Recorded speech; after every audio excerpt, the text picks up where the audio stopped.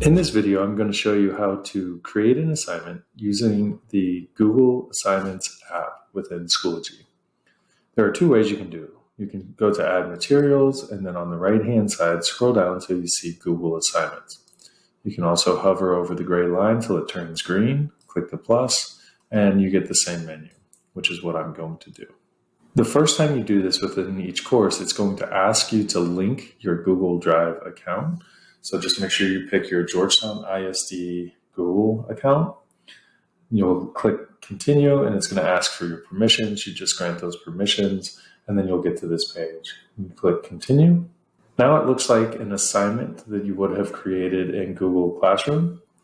You will have the total points defaulted to 100, but you can change those if you so choose. You can give it a due date here.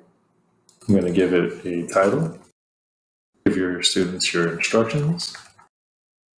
If you have a rubric to attach, you can choose to do that. You can create a rubric, reuse one you already have, or import one from Sheets. Check for plagiarism. I like to turn that on. And then here's where there's a difference. So when I click attach, it's going to access my Google Drive, but it's going to look like my Google Drive, whereas other assignment types would connect to Google, but it doesn't give you the full access. So here's my recent. I can go to my drive. It's also organized the way that my drive is organized. You can go to shared drives and pull an assignment from a shared drive, which is nice. And then you can also upload a file, drag it in there, and turn it into a Google Drive assignment.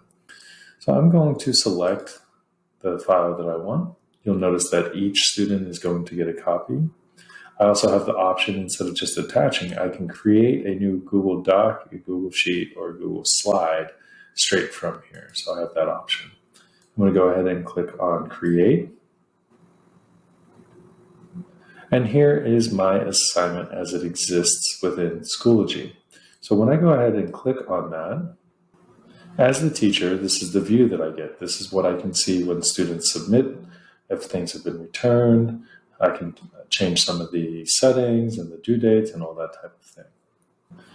One thing to keep in mind with Google Drive assignments, the way that they are working currently at the creation of this video, is even though I added a due date when I created it, I need to come over to this gear icon, click on Edit, and make sure that for the purposes of the gradebook within Schoology, that I need to add that due date here as well.